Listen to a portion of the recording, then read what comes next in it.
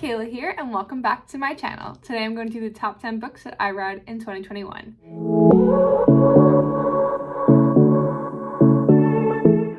And we're going to kick it off with The X Talk. I got this in one of the subscription boxes. There's like a million now on Instagram. I think it was Once Upon a Time. It was like where they give presents for like a certain page number and you have to open on that page. I didn't subscribe. I just kind of did like a one-time order box and I liked it. It was really fun. If I didn't already have like 2 subscription boxes going, I probably would sign up. But I also don't like that, like, I don't know, the book, I like how book of the month you choose and Very Loot you don't choose, but thankfully like all the stuff in the Very Loot box like doesn't relate to that book because it always often has like trinkets from other books that you've read, whereas like the Once Upon a Time is like trinkets for that book, and I'm such a mood reader that like I don't always read the book right away, so that's why I don't commit to the subscription. So I like how they have like you can order this book one time and this is what the book is. So that's what I did with this one. I really like this one because it has a podcast. I have a podcast. It like inspired me, motivated me, gave me some ideas. I really liked that the theme was kind of embracing change. I am someone who's really bad with change. Especially growing up and just like becoming adult, like it's just hard to let go of the past sometimes, and I feel like this book really highlighted that struggle, and I just felt like I really related to that. So big fan.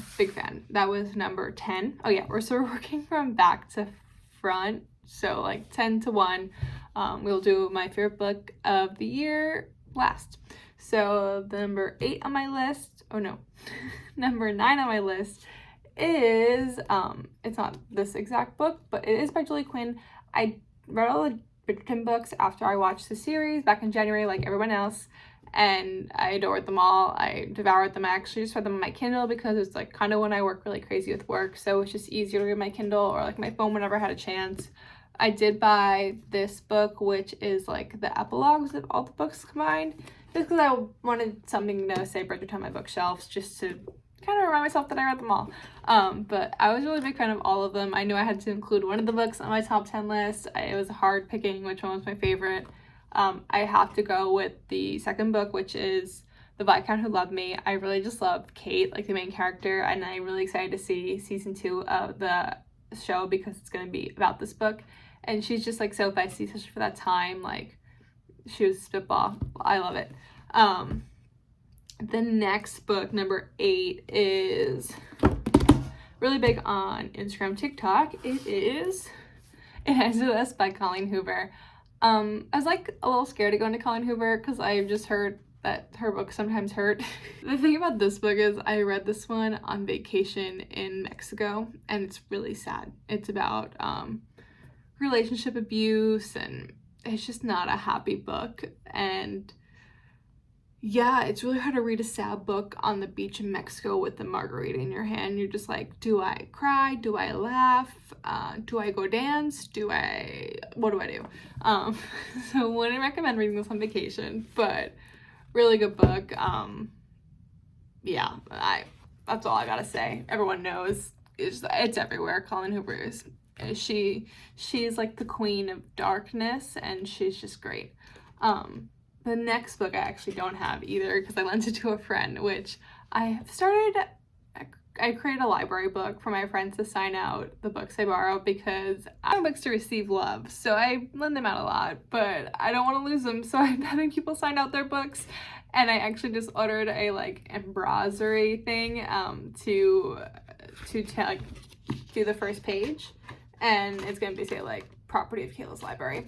So I'm really excited about that. Just so also to enhance it, you have to return my book. But the 7th book of my top 10 list is The Inheritance Game. I don't have the author at the moment because I don't have the book with me. But I will just put a photo of the book right here. Lent it to my friend Megan. If she's watching this, please return my book. But I was very pleasantly surprised by this book. I bought it when I was just like at Barnes & Noble on a Saturday because I have no self-control and I just go to bookstores all the time. But I liked the cover, and it was like right around the time the second book was coming out, so it was like kind of getting advertised a bit. and I picked it up and couldn't put it down. It was just a lot of twists and turns, and despite it like being YA and there's like not real adult relationships, like I was intrigued. Like sometimes I find it hard if I can't read a book unless there's like a love story with it. I need something to root for, but there is a bit of a love story. There's like a bit of a love triangle, which again I don't normally love, because love triangle, someone always ends up hurt. But with this book, like it was a really good book. I read book 2, like devoured it, and it made the list. Might have to trickle back into YA if these are the books that are coming out of it. So the next book on my list, this is book number 6, is I guess the first fantasy book of the stack, and it is The Kingdom of Flesh and Fire by Jennifer L. Armentrout. And I was unsure about the series when I first started it. From Blood and Ash, it was like started a little weird for me with the whole maiden and no one can see her face and no one can go near her. It just like made me feel really claustrophobic. Like just the thought of like nobody being allowed to touch me for like my entire life just like really freaked me out. But this book completely redeemed it for me. Like, I don't want to spoil anything. Smut A1, the second book is the best of the book of the series so far. I'm really excited for book number 4 to come out this March. I've already pre-ordered it, but yeah, this book is number 6. The 5th book on my top 10 list is People and Me on Vacation by Emily Henry. Her books are always a hit. I read Beach Read in a day in 2020, and I anticipated this book, and it did not disappoint. I believe it's like on the top 5 books of the year for book of the month. It was just really good. I really like the travel aspect of it. I love travel. Whenever I am not working a lot, I'm generally traveling every weekend. So I really love that part of it. I love this whole like she was a travel blogger. I just love that. And I love friends to lovers. I love the like angst over the years and the yearning, and then they finally get together. And I feel like you just know they're gonna get together, but you still love it anyway. And I just love reading about that. And yeah, I didn't love how it jumped around from time to time. I knew they had to portray like certain trips to make it make sense, but I don't always love like jumping back and forth. It kind of ruins with my reading flow. But yeah, so book number 5. My 4th book is Queen of Shadows by Sarah J. Maas. I put 2 Throne of Glass books on my top 10 list because I'm obsessed with the series. I read ACOTAR first, and I didn't think anything could beat ACOTAR. And then I read Throne of Glass, and yeah, I was blown away. Because it kind of has, like, the love that ACOTAR has, but it has the mission and, like, the number of books and, like, the quest that Harry Potter has. And I'm a really big Harry Potter fan. So I just really love this book. Also, like, Elaine is like just the biggest badass of them all, like the best main character girl like I've ever read. I picked Queen of Shadows because I feel like it's a finally book that we're getting into like the meat of the real problem. Like the first 2 books, you're just like, what is the objective here? Like, what is going on? Still love them, but like the problems that were in the first book seem like nothing compared to the problems she had in the rest of the series. I read the series in order from Throne of Glass, Crown of Midnight, Heir of Fire, Assassin's Blade, and then Queen of Shadows. I did like a duel of Emperor of Storm and Tower of Dawn. Like there was like a list online of like what chapters to read when, and I did it in that order, and I'm telling you it's the best order to do it in. And then ended up with Kingdom of Ash.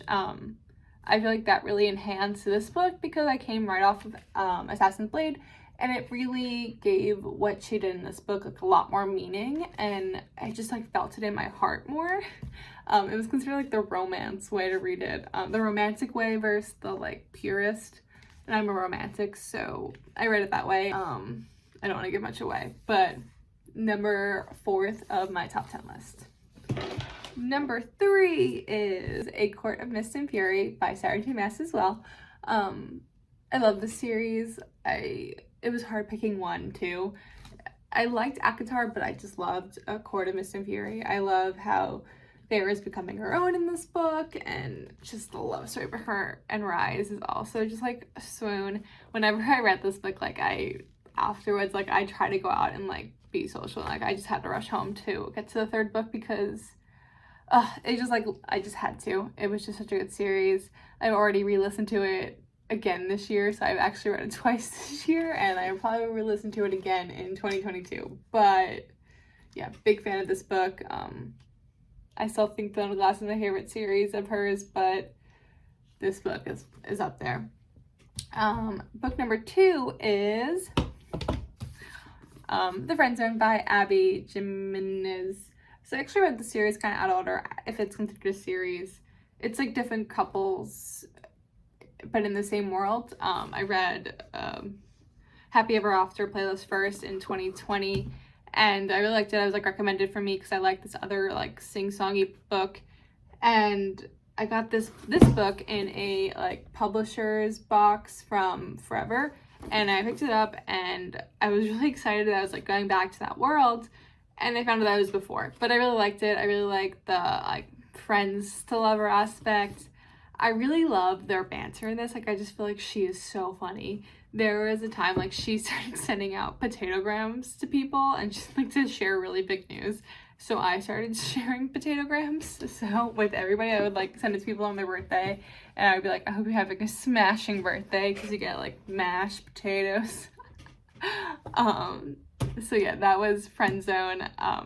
It was a real tough call with Life Short from hers, because I just love all her books. I'm really excited for book 4. Like every single book of hers I've devoured. I always recommend them to people if they want like a fun rom-com, like light and fluffy. I do feel like it's not all it is not all light and fluffy. She does talk about like real problems and real issues, and just like adds a really romantic twist to it. So yeah, no, big fan. And my last book, my #1 book, is Kingdom of Ash. I just feel like this book is like a league of its own. It brings you on like 7 different emotional roller coasters. It's literally like 900 pages. Actually, let's see the exact page number. 984 pages. Like I just felt like I read like 7 books in one. It was incredible. Even her switching character from character, which I normally don't love, like it just flows so effortlessly, and it was just a masterpiece. I couldn't have asked for a better way to wrap up this entire series, and yeah, read it an entire week, could not put it down. So yeah, those are my top 10 books of 2021. I will be doing another video for the books I hope to read in 2022. I'm a little nervous though. Like, I guess you do this every year. Like, you think that you've read the best books and your favorite books you're ever going to read, and you're like, will I read a book that's better than the books that I already love? And it happened this year. I didn't even know Sarah J. Maas existed, and now I have an entire shelf of hers over here. Like, this shelf is Sarah J. Maas shelf. I have 3 sets of ACOTAR. 3 sets. What do I need 3 sets? I don't, but I have a problem. I actually am just waiting for my like nerdy ink covers for one of the sets. That's why I have 2 sets of hardbacks, and then I have the paperbacks because I read them actually in paperback, and then I realized that hardbacks were just so much more prettier. And then I have the nerdy ink covers for the Throne of Glass ones, and then I also have Crescent City on there. So yeah, like, so I didn't even know she existed. So like, I hope that 2022 brings some authors like that I've never heard of before, and I hope I tackle my never-ending TBR book, because I just found out that I have 69 books that I haven't read yet on my bookshelf. So we have some work to do, but read some really good books. So yeah, I will be doing another video that's 22 books that I hope to read in 2022. Also, this is not the end of the year yet. I still have 2 more weeks of the year. I've only read 80 books so far, and I hope to get to 85, even though my original goal was 75. So I did beat my reading goal, but hopefully none of the books I read rectify this list, but if I need to, I will fix it. So yeah, these are my top 10 books. Let me know what you guys think. Let me know if any of these books make your top 10, and let me know what your top 10 is. Thanks for listening. This is Kayla. Have a good day. Make sure to check out my podcast on Spotify and Apple Podcasts, and you can follow me on Instagram at Book Talks Podcast, and make sure you hit subscribe. Have a good day.